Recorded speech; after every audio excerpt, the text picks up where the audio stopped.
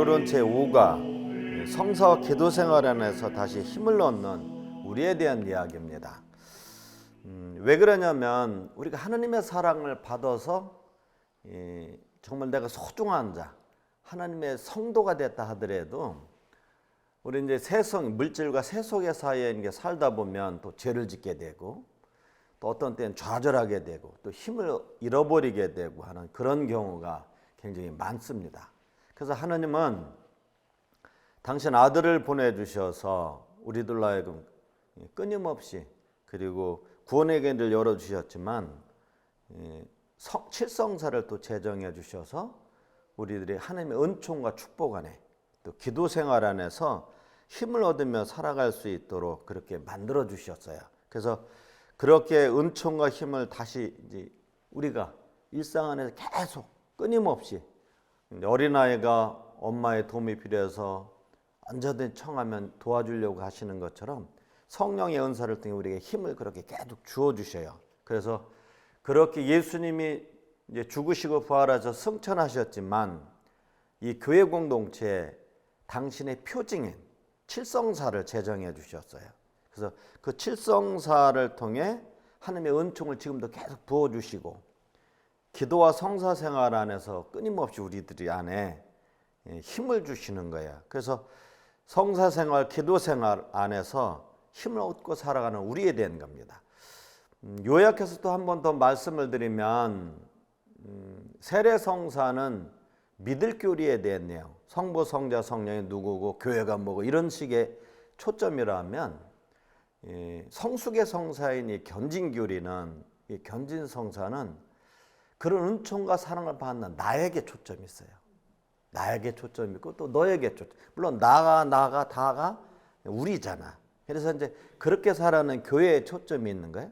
그러니까 이제 우리가 근데 나 하나는 또 잘 살아도 이 사람이 또 어떤 때는 힘이 빠지고 어떤 때는 좌절하고 이렇게 하면서 이 공동체가 삐걱거릴 때가 있어요. 그래서 그러면서 이 교회 공동체 끊임없이 당신의 칠성사와 이 성령의 은사 또 특은 그리고 이 기도 생활을 통해서 끊임없이 이 교회 공동체가 하나님 나라에 잘 갈 수 있도록 이끌어주고 만들어주는 거예요. 그래서 우리는 어떻게 되냐면 이 성숙한 신앙인은 바로 이런 하나님의 은총과 은혜에 감사할 줄 아는 거고 또 그걸 어떻게 받아서 전례와 기도로 응답하며 살아가는 것, 이제 이런 것이 바로 성숙한 신앙인의 모습이라고 이렇게 볼 수 있습니다. 그래서 먼저 이제 그럼 성사에 대한 이야기를 좀 이렇게 좀 드리고 싶어요. 사실은 성사는 거룩갈성 제1사자 씁니다. 보이는 하나님의 은총을 보이는 표제를 통해 우리에게 드러내 주는 거예요. 예를 들면 사랑하는 여인한테 어떤 남자가 장미꽃 한 송이를 이렇게 주어요. 주는 거는 장미꽃 한 송이지만 이 장미꽃송이는 뭐를 표해? 내가 너를 사랑한다는 표징이 되지. 이게 이제 이런 것처럼 하나님은 이 존재 자체이신 분이고 그분은 은총에 충만하신 분이라는데 우리는 이 시간과 공간에 살기 때문에 어떻게 뭔가 가시적으로 드러나지 않으면 알 수가 없어요. 그래서 하나님의 은총이 표제를 통해 또 표징을 구체적으로 그 보이는 표징을 통해서 우리에게 은총을 내려주는 걸 성사라고 그래. 그래서 그러면 하나님이 보이지 않는 하나님이 우리에게 최초로 은총을 주신 성사는 뭘까? 아니요. 뭘까? 최초로 보이지 않는 은총 우리에게 보이는 표징이 된 것. 예수요. 예수 그리스도. 그래서 예수님은 하나님의 사랑과 자비와 진리의 근원을 우리가 눈으로 보고 만지고 듣도록 우리에게 해준 그래서 으뜸성사라고 그래. 근데 이게 성사라는 개념을 보면 이렇게 또 표현할 수 있는 거예요. 그래서 그분은 어떻게 볼 수 없는 하나님의 사랑을 볼 수 있도록 우리에게 으뜸성사로 이 세상에 오셨습니다. 그래서 예수님은 나를 본 사람은 아버지를 본 거다. 이렇게 이제 이 말의 뜻이 이해가 되죠. 그래서 당신 자신이 하나님의 사랑과 그 은총과 그 축복과 보이지 않는 하나님 나라가 어떻게 우리에게 드러내는가를 가장 잘 설명해 준, 그래서 말씀이 곧 사람이 되셨다라는 뜻도 엄밀히 따지면 이렇게 이해할 수가 있습니다. 그러면 이렇게 보이지 않는 하나님이 우리에게 오셔서 당신이 이제 보이는 하나님으로서 존재하고 계셨어요. 근데 그분도 육신과 혈육을 취하셨기 때문에 우리처럼 태어나서 성장해서 돌아가셨어요. 그리고 그분이 죽으시고 부활하신 다음에 더 이상 그분은 우리가 볼 수가 없었어. 그래서 사실은 예수님은 당신의 이 은사가, 이 은총이 우리에게 드러낼 수 있도록 만들어 주신 것이 칠성사예요. 세례, 견진, 고백, 성체성과 등등등. 이해가 되셨지? 그래서 우리들 하여금 그 칠성사의 은총을 이제 우리는 어떻게 되냐면, 교회는 그 은총의 칠성사를 받고 관리하고 그 은총이 충만이 되도록 예수님처럼 그걸 나누는 거야. 그래서 교회를 보고 은총에 관리하고 분배하는 일을 사실은 교회가 하는 것입니다. 그래서 교회는 또한 그러면 어떻게 돼버려요? 칠성사를 담고 있기 때문에 믿는 데 공동체라고 그랬잖아요. 그래서 성령의 은사와 이 칠성사 우리에게 존재하기 때문에 그거를 관리하고 그거를 분배하고 그거를 함께 복으로 가지고 있는 이 교회 또한 뭐가 돼버려? 그렇지, 하나님의 성사가 되는 거예요. 그래서 그리스도의 성사가 된다라고 표현하는 이유가 이렇게 하게 되는 것입니다. 이렇게 은총은 이제 어떻게 되면 이 성사라는 표징을 통해 우리에게 나타나셔요. 그래서 이렇게 보이지 않는 표징이 하나님의 잘 보이는 표징을 우리에게 잘 전달해 주는 것, 그런 것을 성사라고 그래. 그래서 성사의 매개체라고도 얘기합니다. 그래서 초자인 하나님 보이지 않는 은총을 성사라는 매개체를 통해 그거를 우리에게 알아들을 수 잘 보여주는 것이 교회의 모습, 예수 그리스도의 모습, 또 그거를 성령의 은사를 받아 세상에 살아가는 나의 모습, 이렇게 해서 우리가 자꾸 이웃들에게, 그래서 사실은 여러분이 성숙한 신앙인은 보이는 하나님의 사랑을 이웃들에게 보여주는 또 성사가 되는 거야. 여러분이 성체를 모셔서 성전도 되지만 말씀을 듣고 그 사랑을 담아서 하나님의 사랑을, 그리스도를 세상에 반영시켜서 보여주는 것, 이것이 바로 우리가 세상에 나가서 빛과 소금으로 살아가는 모습이고, 또 하나는 그리스도를 증언하고 증가하는 그리스도 교회 우리들의 선교 사명이 되는 거예요. 이제 이렇게 성사라는 표징을 통해 하나님을 체험했다면, 그래서 거기에 응답하는 삶이, 하나님의 은총과 그 은혜에 응답하는 삶이 바로 뭐예요? 기도라는 거예요. 그래서 하나님께 베풀어 주신 은총과 이웃이 베푸는 은혜, 감사를 기도하는, 기도로 응답하는 사람이 기도하는 신앙인이고, 그리고 기도는 그래서 그렇게 응답하고 받고 받는 것에서 하나님과의 대화라고도 이렇게 표현하는 것입니다. 그래서 그럼 우리는 기도를 왜 항상 하는가? 그 이유는 이런 은총과 은혜를 받은 사람은 응답의 삶을 드린다는 거예요. 어머니 사랑을 받은 사람은 그냥 사는, 그 사는 행위가, 보답하는 행위가 뭐예요? 기도라는 것입니다. 그래서 사실은 우리는 기도를 하면서 또 뭘 얻어? 힘을 얻고. 그래서 엄밀히 따지면 이 기도는 우리가 신앙생활의 가장 중요한 요소 중에 하나라는 거예요. 그래서 그런 은총과 은혜를 받는 우리는 어떻게?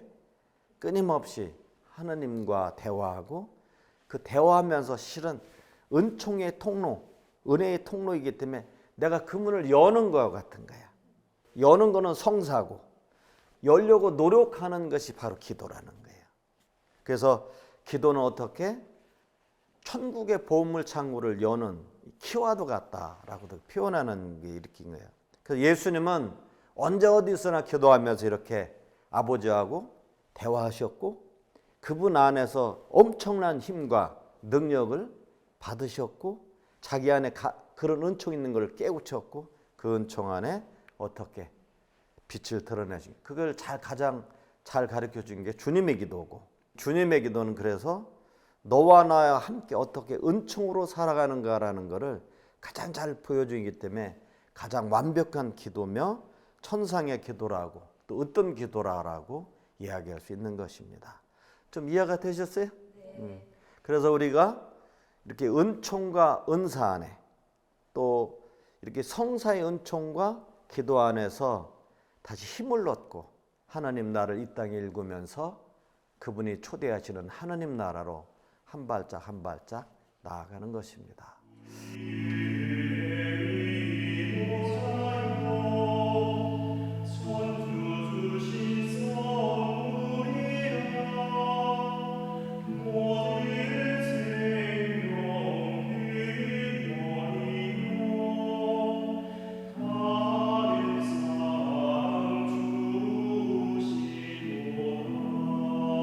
제가 이제 여러분하고 이 시간에 우리 함께 나눌 내용은 베드로 사도가 예수님을 배반하고 나서 통의 눈물 흘렸던 그런 내용입니다.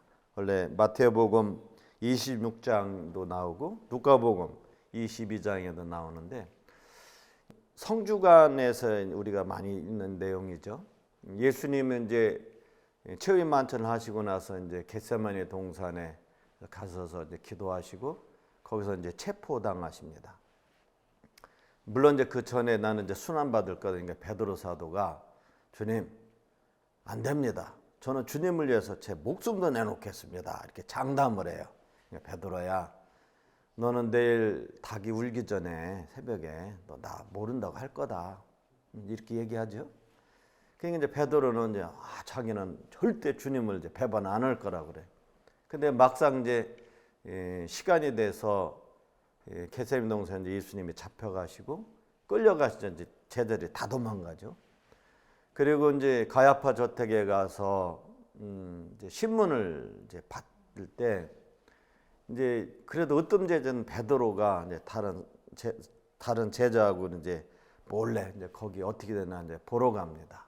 이제 그때 그 마당에서 이제 불을 피웠던 거기에 어떤 하인들 많은 사람들이 이제 저 당신 갈릴리 사람 아니요? 당신 예수 제자가 아니요? 뭐 당신 분명 맞는데 이렇게 이제 질문을 3번 하는 거죠. 그때 이제 베드로 사도는 아니요, 나는 모르고 뭐 이렇게 응답을 해요. 근데 그 많은 예수님하고 예루살렘에서 제자들이 함께 움직였기 때문에 그 제자들도 아마 다 주위에 있는 사람이 많이 알았을 거예요. 근데 이 베드로 사도가 거기서 이제 만약에 사실이 드러나면 자기도 똑같이 예수님하고 이제 못 바뀌어 이제 그 당시는 아직 이제 못 바뀔 때는 아니니까 곤욕을 치를 거라 생각하고서 이제 거기에 뭘 하게 되냐면 언급결인지 뭔지는 모르지만 예수님을 이제 부정합니다. 나는 모른다고. 근데 우리가 일반적으로 만약에 당신 그 사람인데 근데 이제 많은 사람들 막 집중해 보면 난 모르고 이런 거 가지고는 안 돼요. 그래서 사실은 베드로 사도가 성경에는 안 나왔지만 그렇게 더 강하게 부정하는 겁니다. 나는 저 사람을 알면 내 손에 뭐 장지기겠다는 등, 내가 저 사람을 알면 뭐 하겠다는 등, 막 이런 식으로 이야기를 하는 거예요. 그리고 심지어는 막 이 사람들이 예수님을 욕하듯 아마 그렇게 욕했을 수도 있어요. 근데 그렇게 하고서 딱 하는데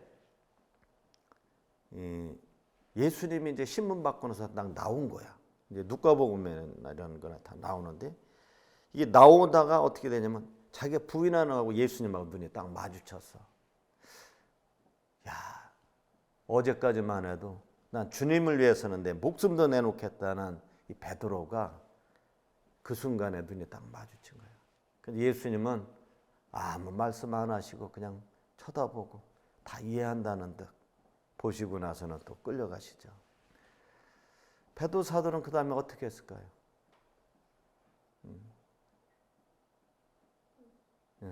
자기가 내가 이것밖에 안 되나? 그래서 막 거기서는 이제 사람들이 이제 시선이 예수님 나오니까 글로 하니까 이제 그 자리에서는 빠져나올 수 있었지만 막 엉엉 우는 거야. 내가 3년 동안이나 나를 이렇게 사랑해 주셨던 이 분을 내가 이렇게까지 내가 배반하나? 내가 적어도 요 정도밖에 안 되나? 막 이런, 그러니까 막 그는 자기 자신을 막 엄청히 자학하고 막 나는 이렇게 통곡을 합니다. 막. 그래서 눈이 패이도록 그 회개의 눈물을 흘렸다고 그래요. 사실은 성경에는 앞부분만 나와요. 근데 여기에서는 우리는 뭘 하게 되냐면 이 베드로가 가장 자기 밑바닥 안에 들어가면서부터 뭐를 깨닫게 돼? 정말 그분이 도와주시지 않으면 한 발자각도 신앙 안에 혹은 내가 그냥 평범한 성숙한 사람으로 나갈 수 없다는 걸 너무나 깨달아. 그 다음에 두 번째 우리가 깨달을 수 있는 것은 예수님과의 눈맞춤이죠. 베드로야, 네가 그렇게 장담을 해? 너는 너 자신을 봐라. 네가 얼마나 너 혼자 힘으로는 아무것도 할 수 없다는 거라. 그리고 뭐를 얘기하냐면 나를 믿어라. 네가 그렇게 나약하고 힘을 받았다가도 언제든지 배반하고 이런 것이 너희들이기 때문에 너희를 구원하러 내가 왔고, 그리고 나는 십자가에 못 박혀 그래서 너희들의 그 모든 죄를 짊어지고 내가 죽어야 될 메시아로 그리스도로 오셨다는 거예요.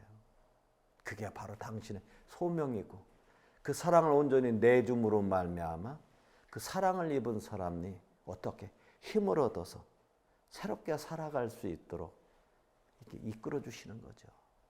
바로 여기에서 베드로 사도는 처음에 자기 힘으로 모든 걸 다 할 거라고 생각했지만 이 깊은 체험을 통해 자기 거를 아무것도 아니라는 걸 비울 줄 알게 됐고, 가장 밑바닥에서야 얼마나 하느님 성부와 성자와 성령이 당신의 모든 걸 다해 나 하나를 사랑해주고 나를 가치 있는 존재로 만들어주고 소중한 사람에 대해서 우리를 은총과 충만 안에서 살게끔 만들어줬는가를 깨닫는 거예요. 베드로 사도는 이렇게 회개의 눈물을 통해, 이 통회를 통해, 이걸 다른 말로 표현하면 고해성사죠. 그러니까 실제는 은총을 안 사람만이 이 성사의 은총을 청할 수 있는 거예요. 그 다음에 이 성사의 은총과 축복이 뭘 안 사람만이 기도할 줄 아는 거예요. 그래서 베드로 사도는 기도했던 거야. 그 기도가 뭔지 알아요? 그 다음에 누가 시키지 않아도 예수님의 가장 힘든 자, 으뜸 제자가 돼서 자기 목숨으로 믿지 않는 많은 사람들에게 증거합니다. 그리고 증언한 거예요. 증거한 일은 마지막 로마에까지 가서 복음을 전파하고 증거하다가 십자가 예수님처럼 매달려서 거꾸로 매달려가지고 하나님의 사랑을 증언하는 거죠. 증거하는 거예요. 이것이 바로 성서와 기도 생활 안에서 하나님의 은총을 끊임없이 통교하고 받고 응답하는 우리 삶이라고 볼 수 있습니다. 이런 은총을 아는 사람만이 교회 공동체가 무엇을 추구하며 살아갈 수 있는지 너무나 잘 알게 되는 거죠.